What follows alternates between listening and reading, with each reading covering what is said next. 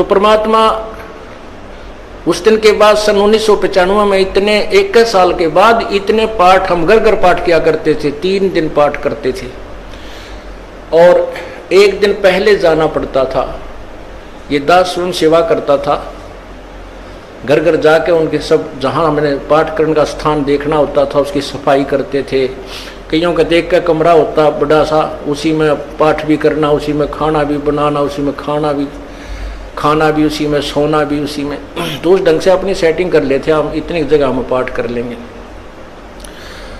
तो मेरा जाना अति आवश्यक था उस समय, क्योंकि ये स्टार्ट था भक्ति का और स्टार्ट था इस 500 यज्ञ करने का। किसी को नहीं मालूम था, बच्चे थे सहयोग देने लगे और धीरे धीरे फिर वो क्या हुआ कि इतने पाठ हो गए कि मुझे नौकरी, पहले तो क्या करता था, शुक्रवार को पाठ प्रारंभ किया, शुक्र शनि ड्यूटी करके सामने चले जाते बृहस्पतिवार को, शुक्रवार को रात में तैयारी करते, शुक्रवार को शनिवार को अब पाठ प्रारंभ करके अपनी नौकरी पर चला जाता, फिर शाम ना आ लेता, शनिवार इतवार की छुट्टी हो जाती, काम चल रहा था। वो हफ्ते में हुए, फिर होने लगे डेली। अब अफसर भी दुखी और मैं भी दुखी, तो फिर उस दिन रिजाइन कर दिया परमात्मा के नाम पर। 18 साल की नौकरी होगी थी मेरी। हालांकि कुछ और भी हमारे साथी कह रहे थे भाई अभी 2 साल और डट जाओ आपकी पेंशन बन जाएगी। वाह भैया, पेंशन तो करा कितनी बार होगी, जो पेंशन ई बनेगी ना या कद्दे नहीं बनी थी या असंख्य जन्मों की पेंशन बन जाएगी। तो वो तो इस बात को नहीं समझे थे, उन्होंने तो मुझे मूर्ख ही समझा।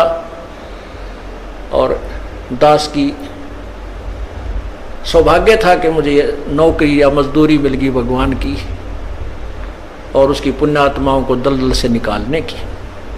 कहते आत्म प्राण उद्धार ही ऐसा धर्म नहीं, और धर्म तो और भी है, दान करते हैं, भूखों को भोजन देते हैं, ऐसा है कि सहाय करते हैं, लेकिन जो आत्म प्राण उद्धारी ऐसा धर्म नहीं। और धर्म तो ये भी है जो गौशाला बना रखी है, धर्म वो भी है जो चिड़िया ऊपर चुग्गा डाल देते हो पशु पक्षियों को, वो भी विकलांगों के जो ऑपरेशन वगैरह कराए जा रहे हैं वो भी धर्म है, अनाथ आश्रम है वो भी धर्म है। लेकिन जो आज गऊ हैं उनकी सेवा कर रहे हैं, अच्छी है, क्योंकि कोई भी प्राणी है, चाहे भैंस है, पशु है, कोई किसी प्रकार का, सबकी सेवा हमने इसी दृष्टिकोण से करनी चाहिए, क्योंकि सब में एक जैसा जीव, वो भी धर्म है। लेकिन अब तो वो आज वो गाय है, आज कोई भैंस है और जन्म होने के बाद फिर वो सूअर की जूनी में जा सकती है, उस बीमारी तो कौन छुटावेगा उसको। तो ये ज्ञान, ये भक्ति, ये आत्मा इस जीव को उद्धार करेगी। वो फिर 84 लाख योनियों में नहीं जाएगा, या तो मनुष्य शरीर होगा, नहीं सतलोक चला जाएगा। तो कहते हैं आत्म प्राण उद्धारी ऐसा धर्म नहीं। और तो इस दास को ये आत्म प्राण यानी जीव आत्मा के उद्धार की मजदूरी मिल गई और सहर्ष शुक्र मनाता हूं प्रभु, आपने कैसे दया करी 2 कौड़ी के जीव पर। और ऐसे निर्मल भगवान की महिमा, ओए होए होए, जिसके नाम लेते हैं रूंग रूंग खड़े हो जाते हैं। उसके बाद परमात्मा की ऐसी महिमा हुई, अब मुझे इतनी खुशी होती है। कैसा निर्मल समाज तैयार हो रहा है, बीड़ी शराब मांस तम्बाकू उसको देखकर भी राजी नहीं है। अब ये पुण्यात्मा दोनों हाथों दान करते और हम पहले लूटन पर लगे रहा करते थे, पाप बढ़ाते थे, ये माया साथ नहीं जानी थी कि इतना नरक इकट्ठा कर रहे थे। और परमात्मा क्या कहते हैं, सतगुरु के सजदा करूं कर्म छुटाए कोटि, और जो ऐसे सतगुरु की निंदा करें फिर जम तोड़ेंगे होठ। अब जो लोग बिना देखे सोचे समझे और भक्तों की संतों की बुराई करते हैं, अब क्या बताते हैं कि सतगुरु के सजदा करो जिसने कर्म छुटाए कोट, करोड़ों पाप कर्मों से हटाकर और पुण्य कर्मों पर लगा दिया। कितने पाप कर्म बचा दिए हमारे। और जैसे ऐसे सतगुरु की जो निंदा करते हैं, कहते हैं उनके जम तोड़ेंगे होठ, यम के दूत उनके ऐसे लठ मारेंगे चाहे कितने लागो, मुंह पे होठा पे। होठ इसलिए कहा कि इस पर ज्यादा दर्द होया करे, सोई भी बड्डी आया करे। तो कहते हैं वो जम तोड़ेंगे होठ जो बकवाद किया करते थे, संतों की निंदा करते थे। नित्यानंद जी महाराज ने यहां तक कहा है, भाई तू ना मानता ना, ठीक है अपना और काम कर ले और कुछ कह सुन ले, पर संत की निंदा मत करिए, ये तेरे लिए बहुत जबरदस्त पाप बन जाएगा। लेकिन जो इस मार्ग से परिचित नहीं, वो नादान बच्चे आगे में हाथ दे देते, बिजली के तार को छू लेते। और ज्ञान होता सत्संग से, और सत्संग में ये काल नहीं आने देता। तो उस दिन के बाद परमात्मा की ऐसी रजा हुई कि बाग लाग गया भगवान का। और यही प्रार्थना करता रहा, परमात्मा तेरे बच्चे तुझे समझे पहचाने, दास को ये नौकरी दी है, इसमें सफल भी आप ही करोगे। इन लोगों ने तो आपको भी नहीं बख्शा था, जब जिसमें आप यहां आए थे काशी में 120 वर्ष रह कर गए, सारा जीवन आपके पीछे पड़े रहे। उन दुष्ट आत्मा स्वार्थियों ने अपने स्वार्थ के लिए जनता को सत्य ज्ञान नहीं समझने दिया और परमात्मा को बहुत यातनाएं दी गई। अब उनकी जो यातनाओं, उनके साथ जो हुए संघर्ष को देखकर इस दास का दिल डटा हुआ है कि हमारे साथ तो अभी कुछ भी ना हुआ है। जो उस परमात्मा के साथ कितना तेल के कढ़ाई में डाल दिए, कितना काट काट के घेर दिए, कितना कुएं में डाल के ऊपर तो डले ठोक दिए, और फिर भी डोके न पाए। वो तो समर्थ थे और जनता कुछ नहीं बिगाड़ सकी और ना ही उनको समझ सकी। समझना चाहिए था, कुछ लोग समझे भी थे, लेकिन बाद में फिर वो ठीक ढंग से ना लगे तो भगवान ने उनको स्वयं ही रिजेक्ट कर दिया था। परमात्मा क्या बताया करते थे, कैसा एथेंटिक उदाहरण दिया करते थे। अपने आत्माओं क्या बताते हैं, भाई सिर साटे की भक्ति है और कछु नहीं बात, सिर के साटे पाई यो अवगत अलख अनाथ। अब शीश कैसे देना है, शीश ये नहीं भाई काट के सिर चढ़ा दे भगवान के चरणों में, ऐसे नहीं। जैसे आपको परसों के सत्संग में सुना था कि गुरुदेव को समर्पण कर दिया जाए। समर्पण का अर्थ यह है कि जो आज्ञा दें वही की जाए, चाहे वो बुरा लग रहा है चाहे अच्छा लग रहा है, उसमें हमारा हित है, अति हित होता है।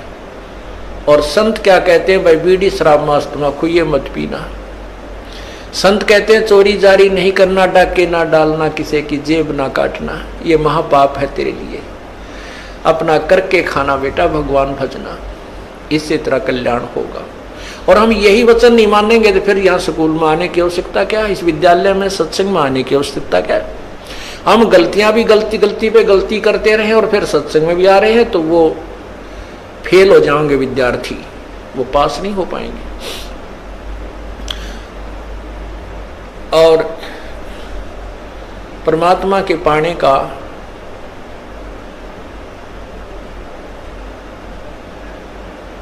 कौन सा तरीका उत्तम है? उत्तम तो अर्थ है कि जैसे आपने सुना है, कुबद कांचड़ी चढ़ी चित पे होया मनुष्य नागरे, सूझे नहीं सजन सुख सागर बिना प्रेम बैरागरे। या कुबद कांचड़ी चढ़गी चित पे तो हो रहा मनुष्य नागरे, मनुष्य के कर्म है बुरा काम नहीं करना, किसी की बान बेटी की तरफ बुरी नजर नहीं रखा, किसी की संपत्ति की तरफ बुरी नजर नहीं रखा है, अपने जैसा दुख सभी का माने, किसी पशु का बेमतलब लठ नहीं मार दे, हैं किसी को नाजायज तंग बिल्कुल ही तंग नहीं करना चाहिए। तो ये मनुष्य के कर्म थे, इनको छोड़कर हम अपने स्वार्थवश ना जाने दूसरे को कितना दुखी कर देते हैं,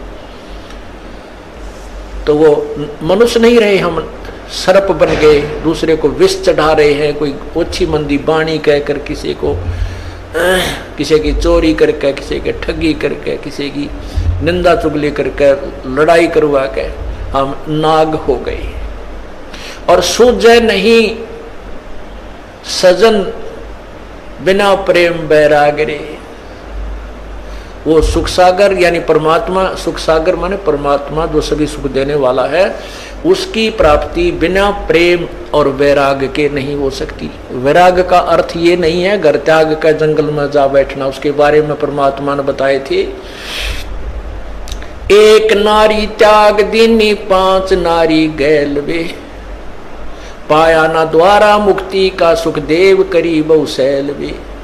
सुखदेव ऋषि माँ के गर्भ से ही 12 वर्ष का होकर बाहर निकले थे और उसको गर्भ में इतना ज्ञान था कि मैं अब जंजाल में नहीं फंसूंगा, ना शादी करवाऊंगा, और जंगल में जाकर एकांत में माया के, माता पिता भी माया है, माता पिता भाई बहन यह भी काल की माया है, क्योंकि इस विष्णु जी के गुण मोह के अनुसार हम इनमें फंस जाते हैं। हम नहीं निकल सकते, चाहे तड़कल मर जावा पर नहीं छूट सकते इनसे, फिर ये हमारे साथ ना रहते ना हम इनके साथ रह पाते। तो इस तरह का ज्ञान तो उसको था। उसने माँ के पेट से निकलते ही अपनी और नाल को भी कंधे पर डाल ली और व्यास जी कहते हैं बेटा मुझे दर्शन दे जा, बेटा मुझे दर्शन दे जा। अरे दर्शन तक दे दे, तेरी 12 साल बाट देखी हमारा छोरा होएगा। तो दूसरी तरफ मुंह किए हुए कहता है कि व्यास जी ना जाने कितनी बार तू मेरा बेटा और मैं तेरा बाप हो लिया, ना मेरा कितनी बार मैं तेरा बेटा तू मेरा बाप हो लिया। ये तो बूंदा जंजाल है, मैं ना देखूं थरे का ना कदे मेरी भी मैं ना फंस जाऊं। फिर उसने शादी नहीं कराई, शादी भी नहीं कराई, और फिर पिछले जन्म की जो बैटरी चारत थी आकाश में भी जाने लगा, उड़ भी जाता था, सारा कुछ करता था, लेकिन तत्व ज्ञान नहीं था। अभिमान जो का तू, जब विष्णु भगवान ने ये कहा कि जाओ राजा जनक से उपदेश ले लो, अभिमान हो गया, कट गया। ने बोला राजा जनक गृहस्थी बाई और कैसे शीश निभाऊं जाई। हम सुखदेव बोले ज्ञान विवेक का, अपनी तरफ से बड़ी बुद्धि से बात करी, विवेक के साथ क्या कहता है, हमने स्त्री का मुंह भी ना देखा। यानी राजा जनक को वो घटिया मान रहा था अपने से, क्योंकि वो शादीशुदा है। इसके बारे में बताते हैं 5 एक नारी त्याग दीनी 5 नारी गैल वे। ये काम क्रोध मोह लोभ अहंकार ये भी तो माया है त्रिगेला, इनको त्याग बेटा। जब जब तू त्यागी बनेगा, केवल एक स्त्री को छोड़कर भाग जाने से तो मोक्ष प्राप्ति नहीं कर सकता। अर्थात परिवार त्यागन मात्र से तेरा कल्याण नहीं है। परिवार में रहे, अपनी भक्ति कर, बच्चों को भी ला लाइन पे। जब पिताजी सत्संग में आता है तो बच्चे तो अपने आप आएंगे, उनका तो और दिल खुलेगा। अब कई बहन ज्यादातर ये परेशानी होती है उनके जीने कि हमारा पति नहीं मानता, बच्चे भी डर छुप कर कभी दाव लगा कर आते हैं, और पिता आ जाते कहना है कि माँ भी गेल हो जाए, तो बच्चे तो अपने आप आ ही जाते हैं, जैसे रंग हम रंगेंगे रंग जाएंगे ये। तो कहते हैं ये वैराग नहीं है, वैराग है, वैराग नाम है त्याग का 5-25 माह, ये सारे शरीर में और इसी में हम रहे, इसका नाम वैराग है। कैसे है कि एक सीप बनती है, सीप में मोती बनता है, एक कीड़ा होता है, सीप एक जीव है। जैसे ये शंख आपने देखे होंगे, ये भी एक जीव से बनता है, ये ऊपर का कवर होता है, उसका शरीर होता है। ऐसी एक सीप होती है और वो खारे समुद्र में रहती है, और खारे समुद्र को वो ग्रहण नहीं करती, उस पानी को ग्रहण नहीं करती मोती बनाने के लिए। आकाश से स्वाति नक्षत्र की बूंद गिरती है और उस समय उसका मुंह खुला हुआ होता है, तो उसके मुंह में वह एक बूंद गिर जाती है, फिर वो मुंह को बंद कर लेती है और उसी समुद्र में गोते लगा रही है। तो इसी प्रकार जो संसार भगवान से दूर है वो खारा समुद्र है, और जो सीप यानी जो भक्त आत्मा परमात्मा का नाम लेकर अपना मुंह बंद कर लेती है, संसार की नहीं सुनती, उसकी बातों को अपने अंदर नहीं जाने देती, तो वो राम नाम का मोती बनाकर परिपक्व कर लेती है। तो यहां बताते हैं कि वैराग नाम है त्याग का। न्यो त्याग करना, किसी की सुननी है नहीं, कोई क्यों में बांधा, कहें जाओ भाई तुम अपने राजी, हम और भक्ति करें, ये है त्याग वास्तव में। ना किसी का बुरा मानने, कोई गलत कह रहा कह ले भाई तेरी इतनी सोच है, और अपने उद्देश्य से दूर ना हो, उसे वंचित ना हो। फिर क्या बताते हैं, परमात्मा के पाने की विधि। जैसे सूरज के आगे बदरा ऐसे कर्म छयारे, प्रेम की पवन करे चत मंजन जल के तेज नयारे। ओए होए, अब वही पॉइंट आ जाता है कि सूझे नहीं सजन सुख सागर बिना प्रेम बैरागरे। जब तक हमारा प्यार हमारे हृदय में रोना अपने भगवान के प्रति नहीं जागता, तब तक हमारे बीच में कोई मैल शेष है। और उस मैल को हटाने के लिए, उस मैल को कम करने के लिए ये सत्संग रूपी, ज्ञान रूपी, पांचों यज्ञ रूपी, सुमरन, ये सभी व्यवस्था उस मैल को काटने की ही दे रखी है। ये जितना कटता जाएगा उतना प्रेम, परमात्मा में प्रेम आपका बढ़ता चला जाएगा। जैसे सूरज के आगे बदरा ऐसे कर्म छयारे, प्रेम की पवन करे चित मंजन वो झलके तेज नयारी। है जैसे सूर्य के सामने बादल आ जाते हैं और सूर्य का प्रकाश नजर नहीं आता, ऐसे आत्मा और परमात्मा के बीच में पाप कर्मों के बादल छाए हुए हैं और प्रेम की पवन करे चितमंजन। राम नाम का वो सिमरन जो दे रखा आपको, सतनाम कहते, उसके ऊपर तो आपका चित मन लगा रहे। और प्यार की पवन जैसे हवा चलती है, बादलों को इधर उधर फेंक करके सूर्य का प्रकाश चमकने लग जाता है। प्रेम की पवन करे चितमंजन झलके तेज नयारे। वो परमात्मा आपको दृष्टिगोचर हो जाएगा, आपके जो पाप कट जाएंगे, आपके बीच में जो पाप कर्मों की द्वार, अज्ञान की द्वार है, वो हट जाएगी। अज्ञान की द्वार ज्ञान से हटेगी और पाप कर्मों की द्वार जो है वो इस सब भक्ति विधि से हट जाएगी। पुण्यात्मा एक अंधा था और बड़ा भक्त था।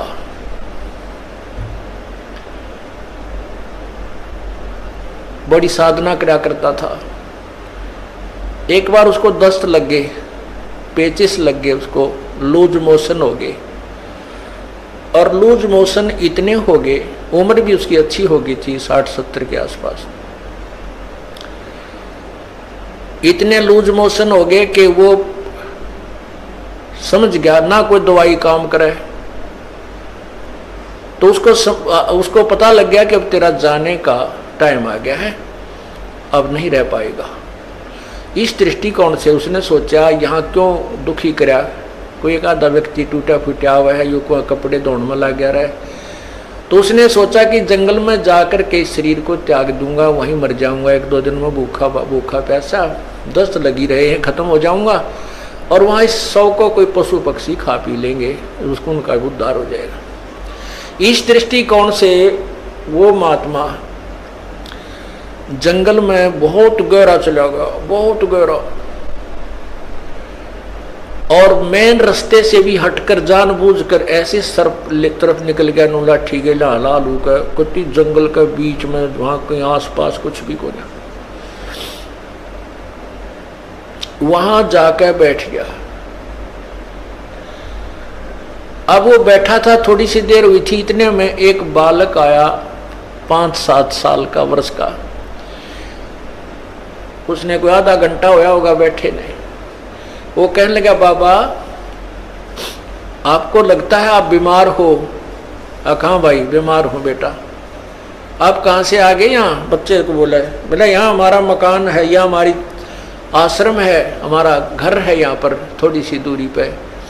और बाबा ले ये खिचड़ी खा ले, आपको दस्त लगे हैं, मेरी माँ ने बना के दी है, रोटी खा, अब खिचड़ी खा लो। वो बोला, ओ बेटा ला, भूख लगी है। अब बाबा उस सूरदास ने वो खाना खा लिया, खिचड़ी खा ली। वो खिचड़ी खाते ना दस्त रहे और पेट भी भर गया। तो उसने शुक्र मनाया, परमात्मा बड़ी दया करी आपने, हे परमात्मा आप यहाँ भी साथ है, देख कितना छोटा आदमी को यहीं पर आपके बच्चों ने मेरी सेवा कर दी।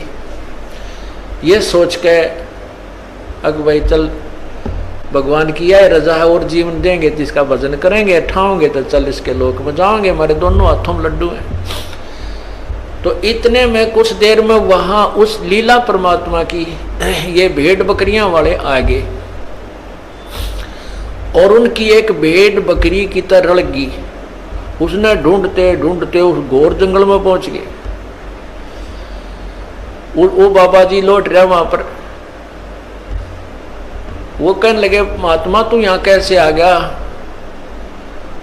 वो बोला भाई आ गया, मैं ऐसे ऐसे बीमार था और यहाँ एक भगवान आत्मा का घर है, उसने बिरानी की ऐसी दया करी, कोई खिचड़ी सी बना कर दी, मैं ठीक हो गया, मेरे दस्त लाग रहे थे।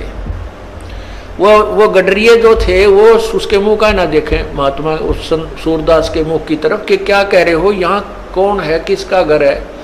और उसके पास क्या था, वो जो प्लेट लाया था, थाली जिसमें खिचड़ी लाया था डाल के, जब उस महात्मा ने वह खिचड़ी खा ली, वो आवाज लगा रहा था बेटा अपनी यह थाली ले जा, बेटा थाली ले जा। उधर से वो गडरिये आगे जो वो रट लगा रहा था, तो गडरिये बोले बाबा किसको आवाज लगा रहा तू? बोला भाई यहाँ कोई एक घर है और उन्होंने ये खिचड़ी बना के भेजी थी, बेटा उनकी थाली, वो बालक था ना ले गया होगा थाली, ये थाली को उनको ले जाएंगे अपनी। वो कहने लगे बाबा जी तू यहाँ कैसे आ गया ऐसे घोर जंगल में? यहाँ ना कोई घर है, यहाँ से 5-7 कोस तक है, कोई गांव भी कोई ना, तू घर की बात करे, यहाँ कोई घर नहीं है, ये थाली कहाँ से आ गई तेरे पास? ने बोला भाई मन ने बेरा है कितना आएगी, जब बेटा कोई है ही नहीं और कोई घर नहीं तो मौन साध गया। को हे भगवान, हे परमात्मा आप यहां भी साथ। अब क्या होता है, वो बाबा जी उठकर चल पड़ा, अक भाई चले जहां ले जाएगा वहीं चलते हैं। अब चलते चलते वो जा रहा था कि आगे एकदम गड्ढा था, वो गड्ढा ऐसे स्टाइल में था जय वो, और स्पीड उसकी इतनी थी बाबा जी की कि वो लाठी थोड़ी टेका था, कदम गणे दर था।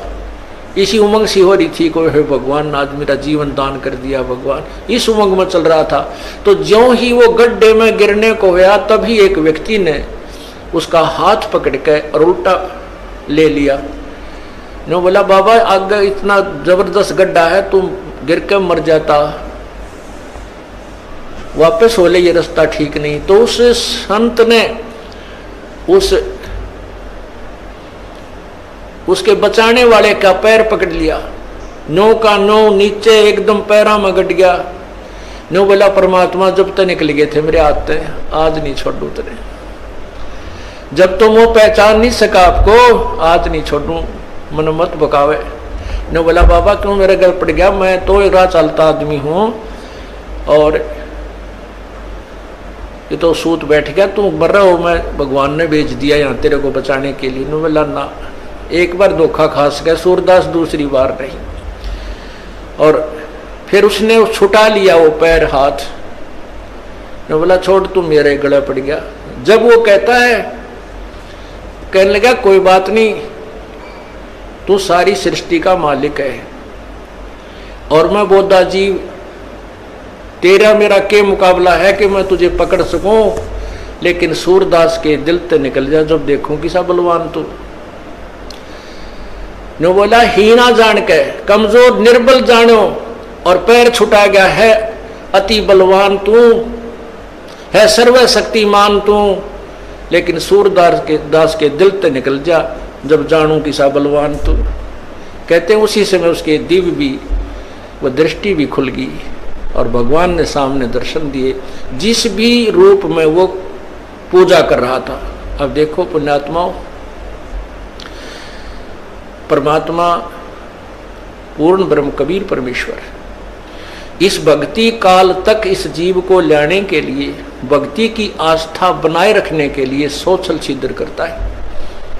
नरसिंह जी का भात किसने भरा था, नरसिंह जी की हुंडी किसने ली थी, ये तो इब तत्व ज्ञान सुनो जाओगा इस अंधेरे ने।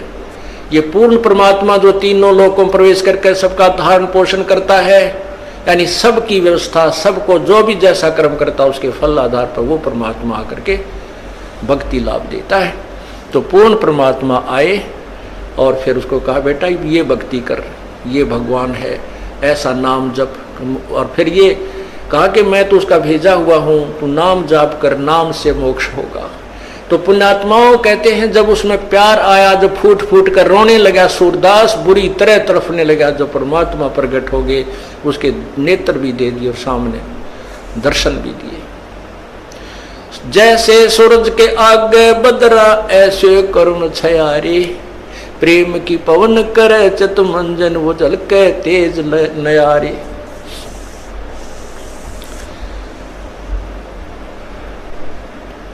कहते हैं बिना प्रेम पावे नहीं चे करोड़ समाधि ला। और इस प्यार को जागृत करने के लिए, इस प्यार को आप परमात्मा के प्रति बढ़ाने के लिए आपका जो ट्रीटमेंट चल रहा है, ये सारा जो उपचार है परमात्मा में प्यार बढ़ाने का। जितना भी प्यार आपका भगवान में बढ़ जाएगा, उसके बाद आपको संसार में उस मालिक के अतिरिक्त कोई नजर नहीं आएगा। और वो मालिक कैसा है, कौन है, उसको नहीं जानते। इसलिए परमात्मा ने यही कहा है कि मम संत मुझे जान मेरा ही स्वरूपम। मेरे संत को मेरा ही रूप मान लेना, मैं मुझे ही मान लेना। जैसे गुरु भगवान नहीं है, गुरु तो भगवान को मिलाने का, प्राप्त करवाने का एक मीडिया है, लेकिन वो पूर्ण परमात्मा का कृपा पात्र है। उसको परमात्मा को पाने के लिए हमारे को गुरु जी को भगवान मानना पड़ेगा। और भगवान मान के वो रिहर्सल करनी है, हमने वो प्रैक्टिकल करना है कि जब हम पूर्ण परमात्मा के सामना होगा, कहीं वहां कोई गलती ना बन जावे। यही जो गलतियां हो लें अपनी सुधारना, और फिर अंत में ये पक्के हो जावा कि यह गलती फिर आगे नहीं होनी चाहिए। अब जैसे आप शरीर छोड़ोगे, जो भक्ति नहीं कर रहे उनके साथ वह ब्राह्मण माटी होगी, यम के दूध देखते कालजा पाटेगा उनका। और आपको परमात्मा स्वयं इस दास के रूप में खड़ा पाओगा, क्योंकि आप मुझे पहचानते हो, मेरी शक्ल को पहचानते हो। भगवान आपको वहां मिलेगा और आपको साथ लेकर के ऊपर जाएगा। तो आपको ऐसा लगेगा जैसे सत्संग में जा रहे हैं। वहां पर भी ऐसे ही मेले भरे होंगे, परमात्मा की लीला होगी, और वहां फिर तुम कोई गलती कर दोगे, क्योंकि यहाँ परमात्मा बहुत समय तक आपको फिर रखता है। इस 21वें ब्रह्मांड में एक, यहाँ इस एक ब्रह्मांड में अलग स्थान है परमात्मा, वहां भी आपकी पूरी ट्रेनिंग लेगा। और वहां फिर ऐसे जैसे सत्संग में आते हो, यहाँ भी इधर उधर का कोई गलती कर दोगे, तो ये तो एक प्रैक्टिकल हो रहा है। और वहां हो जाएगा ओरिजिनल एग्जाम आपका, तो वहां से फिर पटकने पड़ोगे यहीं पर। उसमें इतना सुख जरूर हो जाएगा कि कई सैकड़ों मनुष्य जन्म में मिल सकते हैं, पार नहीं हो सकते। तो इसलिए यहाँ जो आप आते हो, तो जब यो दास है आपका, वो परमात्मा ने भेज रखा है, तो उसके लिए कहते हैं मम संत, मेरे संत को मेरा ही स्वरूप मानिए। मम संत मुझे जान मेरा ही स्वरूपम। अब जैसे परमात्मा गुरु के बिना नहीं मिले, और कहते हैं गुरु जी भगवान है। परमात्मा खुद कहते हैं गुरु मानुष कर जानते ते नरकिये अंधे, ओवे दुखी संसार में आ गए यम के फंदे।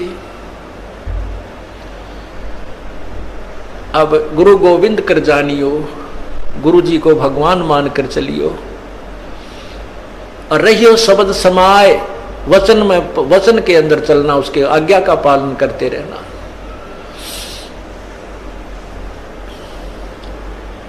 गुरु की आज्ञा आवही, गुरु की आज्ञा जाव, कहे कबीर सो संत है आवागमन नसाए। तो यहां हमने जैसे एक मैथमेटिक्स के अंदर गणित में एक प्रश्न आता है ब्याज का, तो उसमें मूलधन निकालना होता है, और मूलधन निकालने के लिए पहले हमने दर कैलकुलेट करनी पड़ती है। तो उसमें मूलधन मानना पड़ता है 100 रुपये। हालांकि वो 100 रुपये मूलधन नहीं है, लेकिन वो मानने पार पड़ेगी। वो करोड़ों की अमाउंट का जो मूलधन, वास्तविक जो धन है हमारा, वो 100 रुपये मूलधन मान कर ही हम उसको प्राप्त कर सकते हैं, और कोई तरीका नहीं। तो उसमें मान लीजिए मूलधन 100 रुपये, 100 रुपये मूलधन मानकर फिर हमको उसको ओरिजिनल मूलधन को प्राप्त कर लेंगे जो करोड़ों की संख्या में है। तो वो परमात्मा को पाने के लिए गुरुजी उस परमात्मा जैसे परमात्मा नहीं है, लेकिन आपने परमात्मा मानना पड़ेगा ताकि आपकी रिहर्सल ठीक चले जा, ताकि आप ये सोचो कि जब भगवान के सामने हम जाएंगे जिसके इतने गुण सुनते हैं और उस परमात्मा से हम मिलना चाहते हैं, वह हमारा कैसा शिष्टाचार हो, कैसा बोलना चालना हो, कैसा व्यवहार हो, कैसा उमंग हो। अगर कबीर साहब आपके सामने आ जाएं, आपने इतना गुण सुन रखा है, तो एक दूसरे के ऊपर का पड़ के उनके चरणों ने छुआ है और मतलब नु सोचा जानो मेरी बारी कब आवे। शिष्टाचार नहीं, एक दूसरे के ऊपर नहीं गिरना, मतलब एक दूसरे से आगे पहुंचने की होड़ लगे, और नहीं तो दूर से नोएडी ठाठा के देखें वह खड़े भगवान, वह खड़े भगवान। और यही उमंग आपकी इस दास को जब देखें, ये आप पर बन जाएगी। यू ज्ञान ऐसा है कि आपको फिर कुछ भी दिखाई नहीं देगा, यू दास दिखाई देगा, और तब आपका प्रेम परमात्मा में दृढ़ बन जाएगा। आपकी यहाँ जो भी है, ठीक है, संतान संपत्ति जो भी है वो आपको अस्थायी नजर आएगी, और हम यहाँ अपना कर्तव्य करने आए हैं, ये भी पूरा करना है। तो इस प्रकार जैसे हम माता पिता की, जैसे बच्चों की परवरिश करते हैं माता पिता बचपन से, कितने प्यारे लगते हैं छोटे छोटे बच्चे, और उनको अब आप वो भूखे रह जाते हैं, बच्चों को उत्तम आहार कराते हैं, उत्तम अच्छे कपड़े पहनाते हैं, और जब वो बड़े हो जाते हैं, ब्याह शादियां हो जाती हैं, तो माता पिता उनसे उतना ही प्यार चाहते हैं जितना वो बचपन में दिया करते थे। अब हम उतना प्यार उनको नहीं दे पाते, ये भी हम पाप कमा लेते हैं। बूढ़े आदमी ने कुछ नहीं चाहिए, सारे शौक खत्म हो जाते हैं उसके बुढ़ापे में, और हमारे भक्त बीड़ी शराब मांस तम्बाकू को मुँह त्याग देते हैं, तो बिल्कुल नहीं छूते, वो केवल प्यार के भूखे होते हैं। बुजुर्ग आदमी को, माता पिता को, दादा दादी को, बाहर से आते हो या सुबह उठते हो, सत्साहेब बोले, और प्यार तेनो बाहर से भी आते हो, चाहे आपका किसा मूड ऑफ है, अपने माता पिता से कहे माँ ठीक हो, पिताजी ठीक हो, उनका आड़े गदगद आत्मा हो जाती है। और पिताजी बोला छोरा मुँह चुड़ाओ करनो चल पड़े, तो उसकी दूना रोना बढ़ जाता है। तो पुण्यात्मा, हमने अपने बुजुर्गों की हृदय से सेवा करनी है, बुराइयों से बचाना है, हुक्का नहीं पिलाना उनको, शराब नहीं पिलानी, चाहे मरे चाहे जीवे, प्यार दो, अच्छा भोजन कराओ, अच्छे कपड़े पहनाओ, प्यार से रखो। तो इसी प्रकार हमने हर कर्तव्य को पूरा करते हुए हम तभी हंस बनेंगे, तभी हम संत बनेंगे, भक्त बनेंगे, जब हम हर प्राणी के प्रति उतना ही प्यार रखेंगे। और वो प्यार सबके एक से द्वेष बनाए रखें घर में, तो प्यार कैसे रहेगा, भगवान में भी ना रहे वो। तो इसलिए हमने धीरे धीरे सब में नॉर्मल प्यार बढ़ाना है, और विशेष प्यार परमात्मा में रखना है। जो पति भरता पति से राती, आन पुरुष नहीं भावे, बसे पी हर में सुरत प्रीतम में, ऐसे ध्यान लगावे।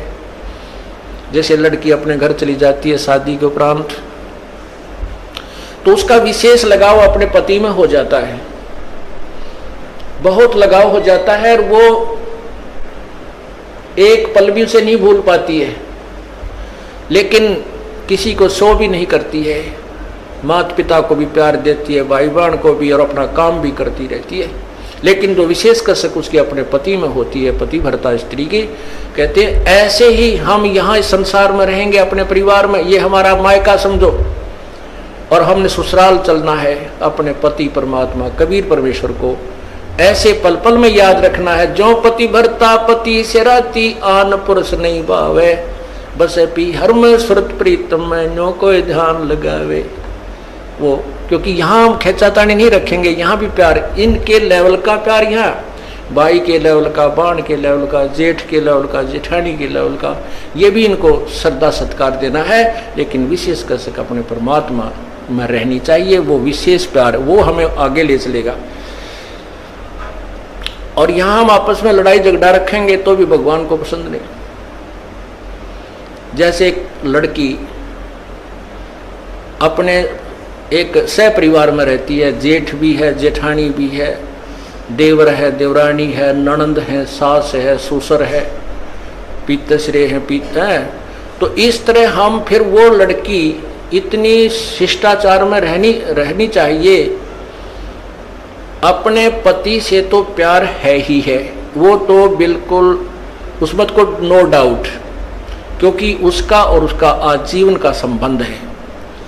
और लेकिन अन्य परिवार के सदस्यों से भी उसने मनमुटाव नहीं रखना चाहिए। जैसे जिसका सत्कार जो ड्यू करता है, उनको डिजर्व करता है, अवश्य देना चाहिए, नहीं तो वह पतिव्रता नहीं कलियारी हो जाएगी। फिर अगर वो प्यार नहीं देगी, वो शिष्टाचार नहीं रखेगी, आदर सत्कार प्रेम से नहीं बोलेगी, तो घर में आग लग जाएगी, तो ना भक्ति बने ना कोई और बने। तो इस प्रकार हमने हर दृष्टिकोण से अपने जीवन को नरक ना बना करके यहाँ का स्वर्ग तो हमने घर बना लेना चाहिए, और सतलोक में अपने चल पड़ेंगे, वहां जाकर सुख सारा मिल ही जाएगा।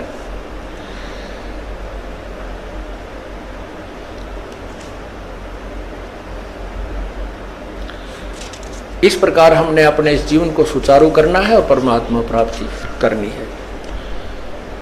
सत्संग में आने से बहुत लाभ बताया है। कहते हैं संत मिलन को जाइयो, दिन में कई बार, आसौज के मेह जो ये घना करे उपकार। आसौज का मी पहले सिंचाई नहरों से नहीं थी, ना कोई ट्यूबवेल्स थे, परमात्मा पर आश्रित होते थे।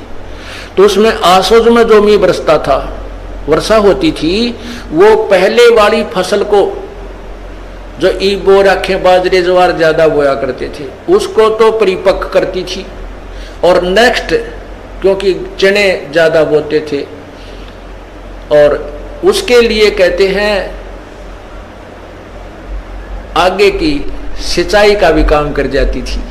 तो अब जो पुरानी फसल यानी पुरानी आल, पुराना जो आपके अंदर भक्ति संस्कार थे, अब ये सत्संग, संत का जो सत्संग है, उस पुराने जो सत्संग जीवन को तो आपको परिपक्व कराएगा, सुचारू रखेगा, इसमें कोई आपत्तियां आनी है उनमें भी टालेगा, ये परमात्मा का नाम, और आगे के लिए भविष्य की तैयारी करवाओगा। इसलिए कहते हैं संत मिलन को जाइयो, दिन में कई बार, आसौज के मेह जो ये घना करे उपकार। तो पुण्यात्माओं, सत्संग में आने से आपका उद्धार होगा। आप भी आवे और भी जहाँ तक पार बसाओ सबको समझाने की चेष्टा करें, और सच्चाई से परिचित कराना हमारा फर्ज बनता है। हम किसी के मित्र हैं और उस मित्र को इस मार्ग पर नहीं ला सकते हैं, तो उस मित्र से मित्रता मत रखिए। वो मित्र तेरी जान का झाड़ बन जाएगा और आपको ले डूबेगा। ऐसे बहुत से भक्त हमें मिले, फिर वो आखिर में उन्होंने ये बात स्वीकार करनी पड़ी, या तो वो मित्र ही भक्त बन गया ना, नहीं, वो मित्रता नहीं रही, औपचारिकता रहेगी, हृदय से मित्रता नहीं रही। अब मित्र तो हमारा एक ही है, कबीर परमात्मा। अगर हम उससे मित्रता करेंगे, तुमेव बंधु च सखा तुमेव, तुमेव माता च पिता तुमेव, तुमेव बंधु च सखा तुमेव, तुमेव विद्या च दृढ़ तुमेव, तुमेव सर्व मम देव देव। तू ही सखा यानी मित्र है, बंधु हमारा भाई बंध, वास्तव में परमात्मा ही हमारे सब नातों में फिट है, बाकी यहाँ के नाते वो अपने स्थान पर। इसलिए परमात्मा की भक्ति करो और सच्चे लगन से और ज़्यादा से ज़्यादा परमात्मा के चरणों में आया करो। ये 3 दिन की जमानत तो करवाए लिया करो काल पे, परमात्मा पे, और 3 दिन आकर भगवान का ये गुणगान सुन जाया करो। तो किरा के जन्मा का घाटा है जिसमें हम जुड़े हुए हैं। अर्ज करा करो भगवान हमें समय दे, हम जा सकें अपने परमात्मा की महिमा सुनने के लिए। रोया करो कभी उनके चरणों में पड़ के वहीं पर, तो वो ये जमानत लेगा, तभी आन देंगे आपको, ना काल नहीं छोड़ा। तो अब इस घाटे में जोड़ रहा है, फिर तेली का बैल बना देगा, गधा बना देगा, फिर वहाँ नहीं छूटना। तो अब हम प्रयत्न कर सकते हैं, अब हम छूट सकते हैं। परमात्मा का सहारा है, हमारे पास ज्ञान है और फिर सच्चा नाम है। आप पूरा प्रयत्न करें। बोलो सतगुरुदेव की जय।